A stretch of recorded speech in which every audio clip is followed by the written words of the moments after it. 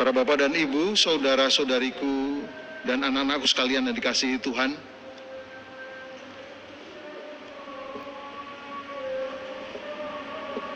cerita tentang Allah yang abstrak, Allah yang betul-betul misteri, tidak diketahui, tetapi karena menceritakannya dengan kehidupan yang nyata, Kristus hadir ke dunia sehingga banyak manusia sungguh-sungguh mengenal Allah itu. Bahkan kalau kita juga mau tahu, komunikasi atau hubungan yang paling dekat, paling erat, satu kesatuan yang tak terpisahkan dan begitu mendalam sebetulnya ada pada Tritunggal Maha Kudus, antara Bapa, Putra, dan Roh Kudus. Ini yang betul-betul menjadi jelas dan pasti, tidak meragukan. Jadi misteri yang betul-betul terselubung dan tersembunyi, tapi dapat diungkapkan oleh kehidupan Kristus, menjadi nyata dan jelas. Allah itu dekat, Allah itu bersatu, Allah itu betul-betul menjadi yang tak terpisahkan dengan dunia dan juga alam ciptaan yang lain. Kalau komunikasi antara manusia dengan manusia, ada yang disebut juga dengan semacam sapaan cinta. Kalau ada komunikasi antara manusia dengan manusia, pasti di situ ada sapaan cinta. Biasa kalau kita nggak ada komunikasi antara teman satu dengan yang lain, itu pasti tidak ada cinta.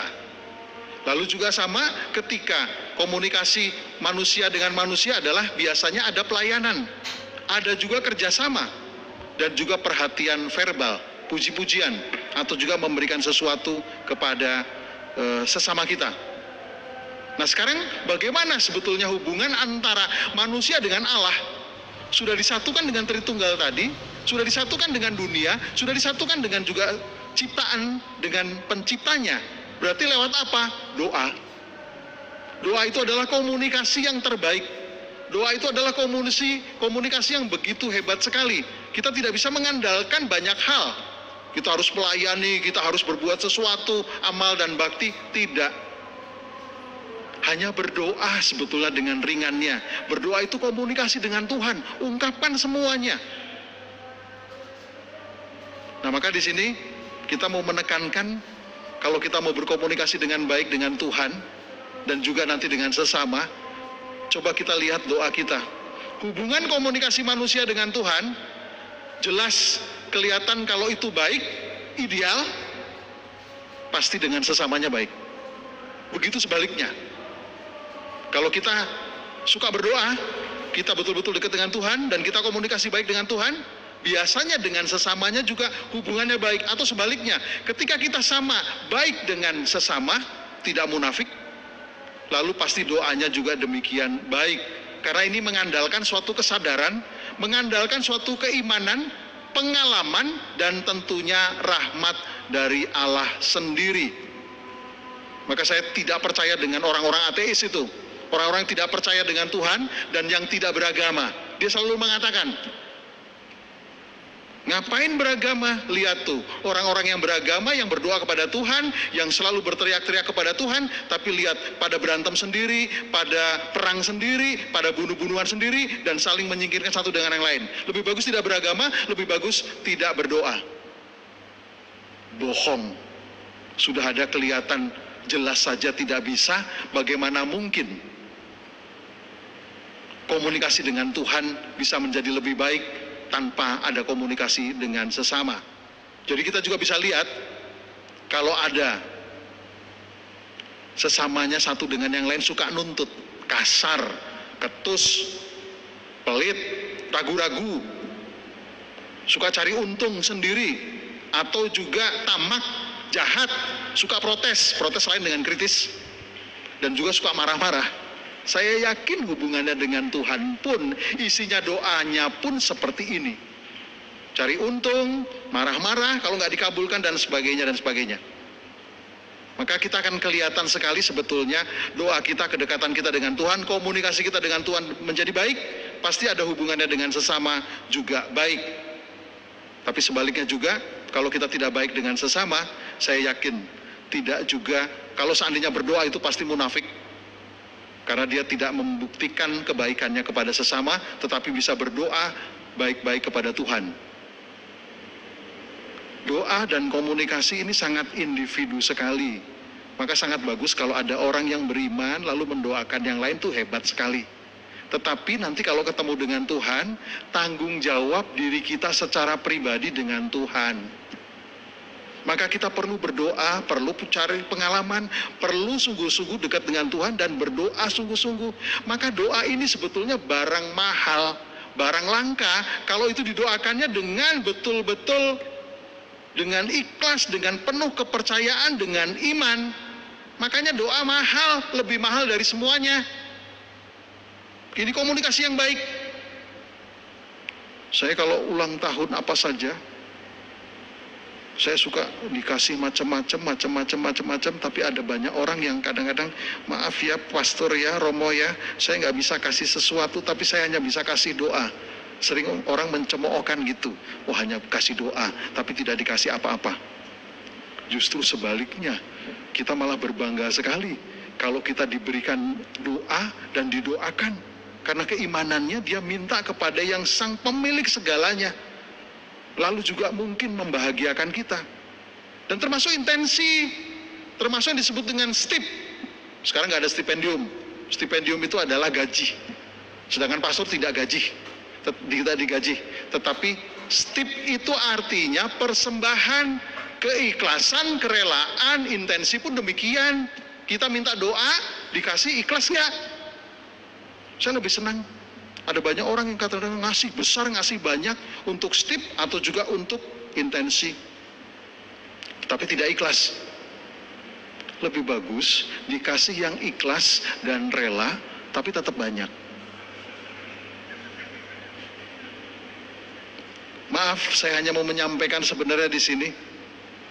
Intensi atau stip, atau main-main dengan keuangan, atau main-main dengan yang disebut pemberian orang, atau juga kita menyampaikan kepada orang,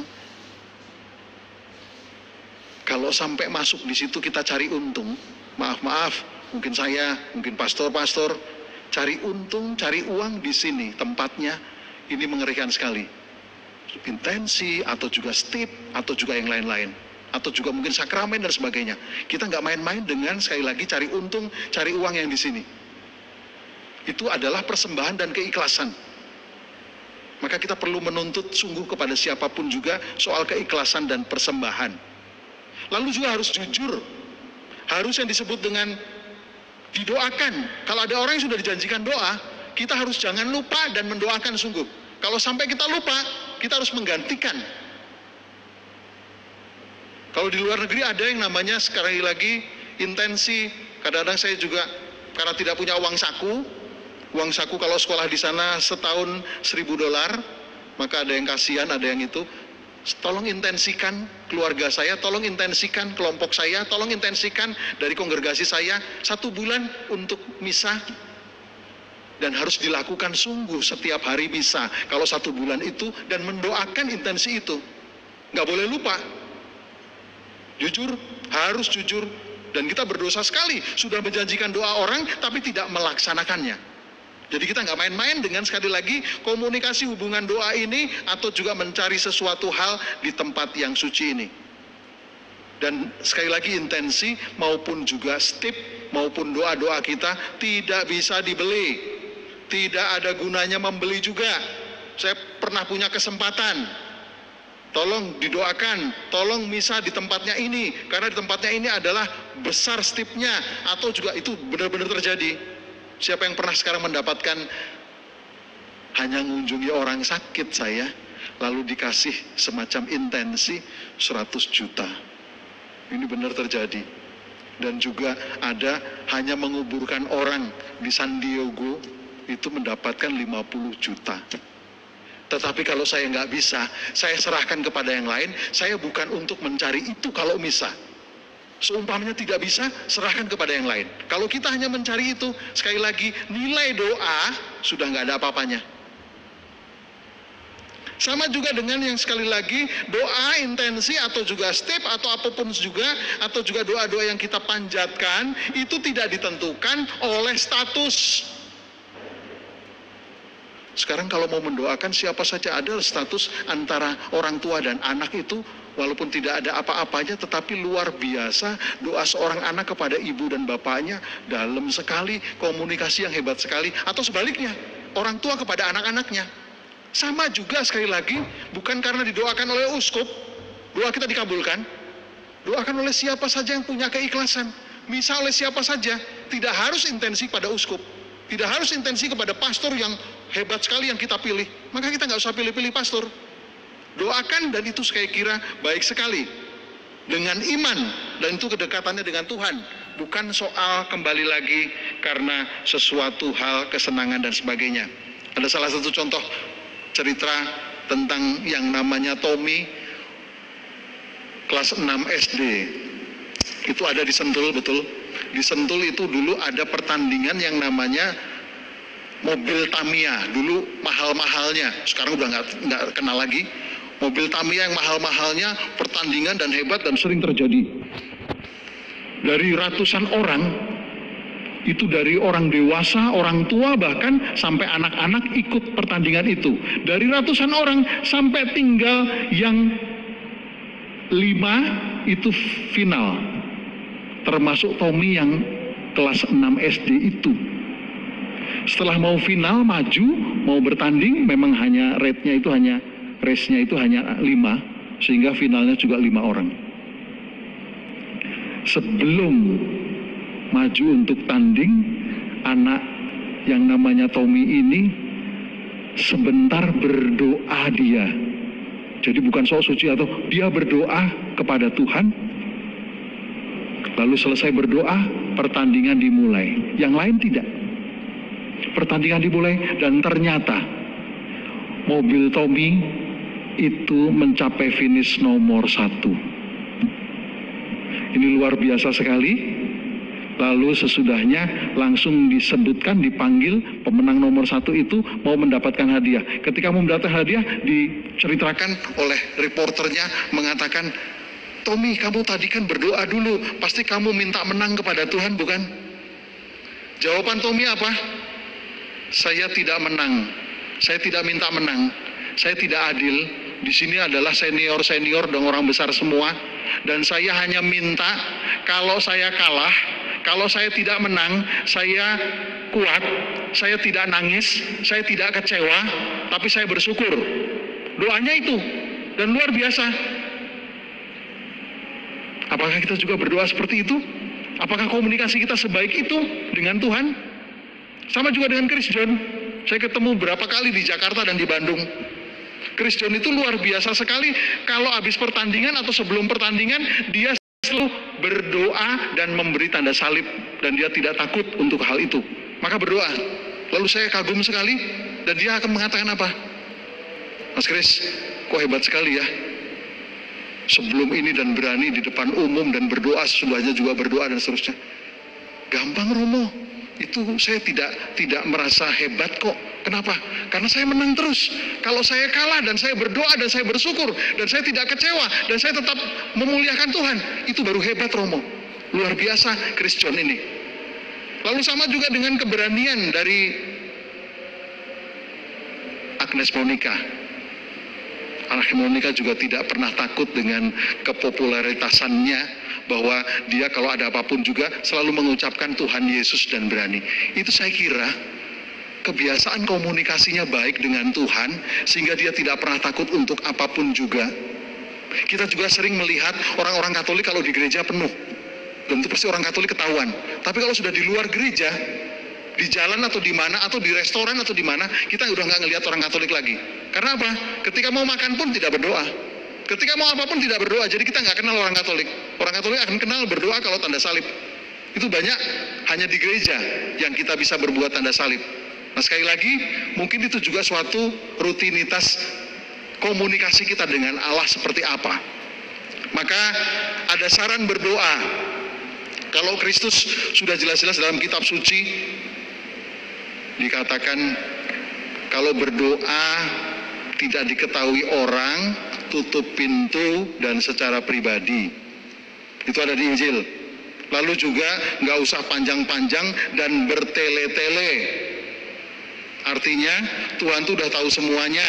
Sebelum kita berdoa pun sudah tahu semuanya. Ini sebenarnya kedekatan kita dengan Tuhan. Gak usah panjang-panjang bertele-tele kayak Tuhan yang gak tahu. Sama juga dengan orang yang pengakuan dosa. Ngerasa dosanya besar dan dia ngaku dosa terus-menerus. Padahal dosa yang diungkapkan satu kali saja, walaupun besar, pasti sudah diampuni. Karena dia merasa belum bebas, itu malah berdosa. Tuhan tidak mampu mengampuni dosa. Maka gak usah bertele-tele, gak usah panjang-panjang, dan gak usah diulang-ulang. Sekali mengaku dosa, selesai dosa yang tersebut. Lalu sama dengan doa Bapa kami adalah suatu contoh doa yang baik sekali. Pertama ada puji syukurnya, ada terima kasihnya, lalu memohonnya, lalu minta ampun dan tobatnya, lalu menghindari dari yang jahat ataupun juga cobaan, dan juga nggak berani nantang-nantang Tuhan. Saya kira doa Bapa kami sangat bagus, contoh dari Kristus. Tetapi bagi kita sekarang, yang kita sudah punya pengalaman komunikasi dengan Tuhan yang baik, kita ini orang beriman, maka mungkin ada saran. Nomor 1, doa komunikasi yang terus-menerus itulah yang dibutuhkan, bukan doa musiman. Kalau kita berdoa kepada Tuhan, kalau butuh saja, kalau ada hal-hal penting saja, kalau ada hal yang mungkin menarik dan sebagainya. Tetapi doa kepada Tuhan adalah nomor 1, komunikasi yang terus-menerus. Semakin lama, semakin dekat, semakin kenal. Ini komunikasi yang baik. Nanti suatu saat pun kita akan menjadi komunikasi yang baik dengan sesama. Lalu yang kedua, komunikasi yang baik itu dengan Tuhan pun, dengan siapapun, dua arah. Bukan kita terus memohon, meminta, kita yang ngomong terus, kita tidak pernah mendengarkan suara Tuhan. Kita tidak pernah mendengarkan orang lain. Maka bagus kalau berdoa itu dua arah. Pertama kita mengungkapkan, dan kita juga mulai mendengarkan suara Tuhan. Yang ketiga, bukan soal banyaknya, bukan soal jumlahnya, tapi rutinnya. Karena ini membiasakan, rutin. Kalau banyak, saya sudah 5 kali rosario pagi hari ini, besok cuma 1 kali, besok tidak sama sekali, atau berapa bulan tidak. Bukan banyaknya dan jumlahnya. Seperti novena saat ini juga, itu hanya belajar tertib, beri waktu untuk Tuhan. Kalau kita punya waktu untuk banyak hal, kita juga punya waktu untuk Tuhan, dan kita tertib saat kapan kita harus mengungkapkan itu. Lalu yang keempat, doa spontan itu bagus. Artinya spontan itu kapanpun, anytime. Jadi bukan doa spontan yang satu-satunya. Saya paling senang kalau doa spontan itu orang-orang Katolik yang nggak bisa berdoa spontan. Saya paling senang itu. Karena di mana ada rasa bersyukur, dia langsung ungkapkan. Di mana ada rasa permohonan, dia langsung ungkapkan. Di mana ada rasa susah, dia minta bantuan Tuhan, langsung. Itu doa spontan. Itu doa yang sungguh-sungguh sebenarnya diungkapkan langsung, nggak diwaktu-waktukan, tetapi lebih kepada di mana kita betul pingin butuh bicara dengan Tuhan, maka bicaralah dengan Tuhan. Itu yang disebut dengan doa spontan, kapanpun. Lalu permohonan terbaik. Kalau mau berdoa itu nggak usah yang lain-lain lah, cuma satu seperti para rasul. Mintalah Roh Kudus dan kuatkanlah dan tambahkanlah iman. Itu sudah cukup dalam kehidupan kita. Permohonan yang terbaik kepada Tuhan tuh, utuslah Roh Kudusmu dan juga tambahkan imanku. Itu sudah hidup bahagia kalau kita komunikasi dengan Tuhan yang itu. Lalu selanjutnya adalah doa yang isinya bersyukur apapun. Kita mendapatkan kesudihan, kita mendapatkan kebahagiaan, kita mendapatkan keberuntungan, kita mendapatkan segalanya. Kalau doa kita sudah selalu bersyukur karena Tuhan memberikan yang terbaik, ungkapan hati, dan segala-galanya suatu yang hebat, kita harus syukuri. Dan ini luar biasa, iman kita, komunikasi kita dengan Tuhan sudah begitu dekat. Dan ingat, bahwa doa adalah ungkapan hati, bukan rangkaian kata-kata yang indah. Ingatlah, Tuhan gak usah banyak-banyak lah, punya kemahaannya itu. Gak usah 1001, gak usah 107, gak usah berapa, 7 atau berapa, cuma 4 Kalau kita mau yakini, satu, Tuhan itu maha kuasa. Dia pemilik segala-galanya, tinggal balikan tangan. Dia pemilik segala-galanya, kalau minta kepada dia maha kuasa, bisa dan mampu dan tidak mungkin tidak. Lalu yang kedua, Tuhan maha tahu. Kadang-kadang permintaan kita nggak tahu juga. Tuhan tuh maha tahu. Jadi kita serahkan, pasrah. Kalau kita berdoa pasrah pada Tuhan, Engkau yang tahu, Engkau yang maha jelas, yang maha mengetahui segala-galanya. Dan juga Tuhan maha baik. Tuhan maha baik arti pasti yang terbaik diberikan kepada kita. Dia maha baik, pasti yang terbaik, bukan yang buruk, bukan yang jelek, bukan yang kurang dan sebagainya, tetapi dia maha baik, dia yang terbaik dikasihkan kepada kita. Dan yang terakhir adalah dia maha pengampun. Jadi semua dosa itu diampuni, tetapi juga jangan takut karena kita berdosa sehingga doa kita nggak dikabulkan, tidak. Karena sudah diampuni, doa kita pasti didengarkan dan terkabulkan semua. Saudara-saudariku yang dikasihi Tuhan, di sini ada tulisan yang cukup bagus untuk menutup dari khotbah ini. Doa yang berkenan di hadapan Tuhan bukan memaksa agar keinginan kita dikabulkan, melainkan yang memberi kita kekuatan dan pengertian saat jawaban Tuhan berlawanan dengan yang kita inginkan. Amin.